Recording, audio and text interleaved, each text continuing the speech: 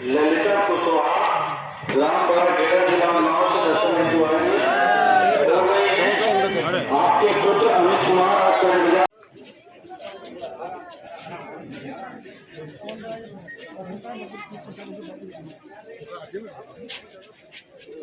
नरेंद्र मोदी ने कहा है कि कांग्रेस के मैनिफेस्टो में मुस्लिम लीग की छाप दिख रही है। उनका तो पैदाइशी रिश्ता है मुस्लिम लीग से, इसलिए इसके सिवा कुछ नहीं दिखता। जब चुनाव हारने लगते हैं तो उनको हिंदू भी याद आते हैं, मुसलमान भी याद आते हैं। मैं आपको थोड़ा इतिहास की याद दिला दूं।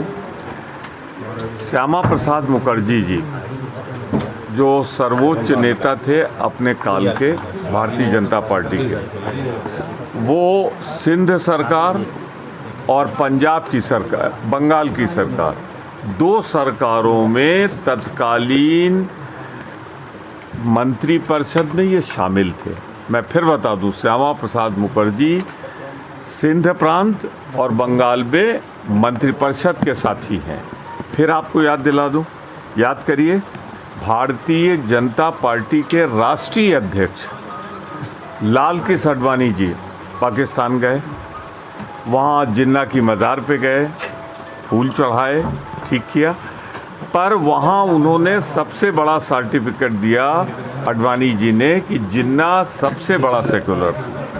तीसरा याद दिला दूँ आपको, उसी पाकिस्तान में जब मोदी जी काबुल से लौट रहे थे तो बिना किसी कार्यक्रम के लाहौर उतर गए और वहाँ पर प्रधानमंत्री तत्कालीन नवाज शरीफ की मां के चरणों में झुक गए।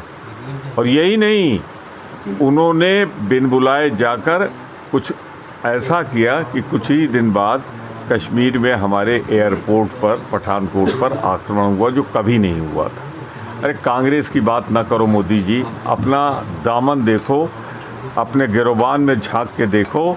ये तो इंदिरा गांधी की पार्टी है जिसने पाकिस्तान के 2 टुकड़े करके बांग्लादेश बना दिया था।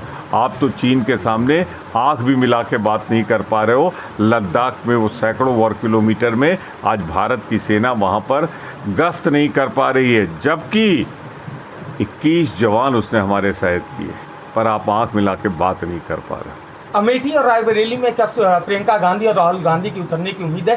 कहा तो ये भी जा रहा है कि रावण वाड्रा भी क्या रावण वाड्रा को भी कांग्रेस टिकट दे सकती है? मैं इसमें एक बात बहुत स्पष्ट कर दूं आपको।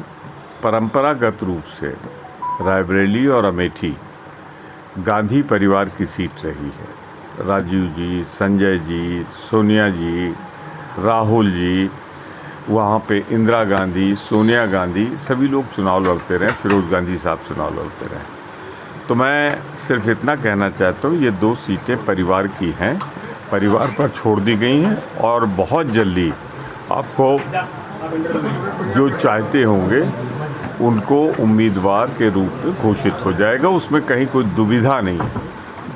प्रधानमंत्री की एक कहानी कि हम भ्रष्टाचार की लड़ाई लड़ रहे हैं और किसी भी भ्रष्टाचारी को छोड़ेंगे नहीं, और इसीलिए ये लोग एकजुट हैं। सबसे पहले उन्हें अपने खिलाफ कार्रवाई करनी चाहिए, अमित शाह जी के खिलाफ कार्रवाई करनी चाहिए, भारतीय जनता पार्टी की जो पार्टी की एक रजिस्ट्रेशन होता है उसे बंद कर देना चाहिए, क्योंकि जो अभी सुप्रीम कोर्ट के आदेश पे, ऐसे तो छिपा रहे थे, इलेक्ट्रल बॉन्ड आया है, उसमें उन कंपनियों का पैसा लगा है जिसमें ईडी, सीबीआई इनकम टैक्स जांच कर रही थी। कुछ कंपनियां जो घाटे में चल रही थी वो कैसे दे सकती हैं? छोड़ दीजिए, शराब कांड में जिस शरद रेड्डी का नाम आ रहा है, 55 करोड़ तो उसका चंदा है। तो इसमें तो देश के आर्थिक अपराधियों का चंदा लेने वाली पार्टी ईमानदारी की बात न करे, बल्कि हिसाब देखिए, 8,000 करोड़ रुपए भारत का लूटा गया है, भारत की जनता का लूटा गया है, माल भी बरामद हो गया है, रंगे हाथ पकड़े भी गए हैं।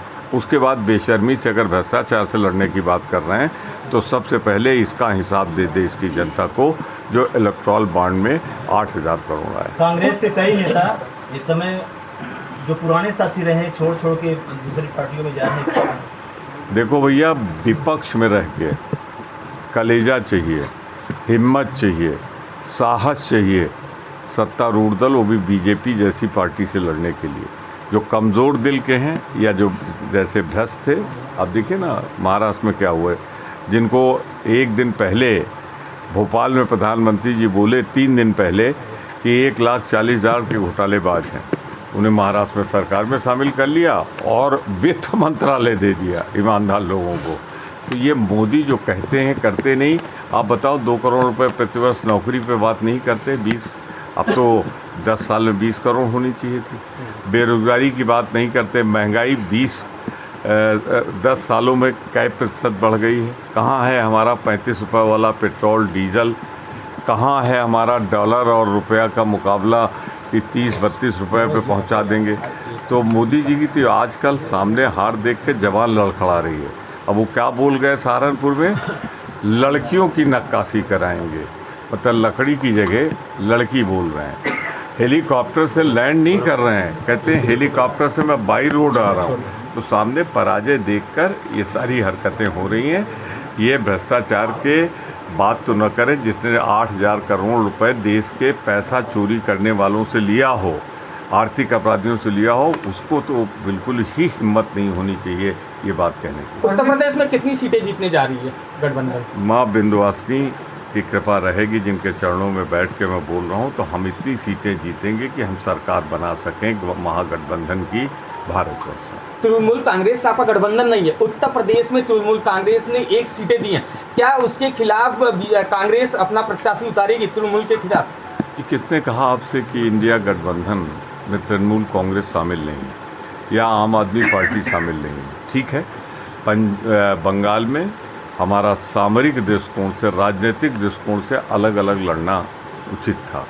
इससे Bharatiya Janata party anti TMC vote सब नहीं ले जा पाएगी। दूसरी बात, सरकार बनाते वक्त ममता जी हर मीटिंग अटेंड करती, मैं डिप्टी लीडर के नाते हर मीटिंग में रहता हूँ, वहाँ पे टीएमसी का प्रतिनिधि रहता है और वो कहते हैं, उन्होंने कभी नहीं कहा कि हम अलग हो गए। आम आदमी पार्टी, आप देखिए ना, दिल्ली में हम सीटें मिल के लड़ रहे हैं, पर पंजाब में फिर आम आदमी पार्टी के खिलाफ वोटों का बंटवारा ना हो जाए कहीं और बीजेपी फ़ायदा ना उठा ले, अकाली दल फ़ायदा ना उठा ले, वहाँ हम अलग अलग लड़ रहे हैं।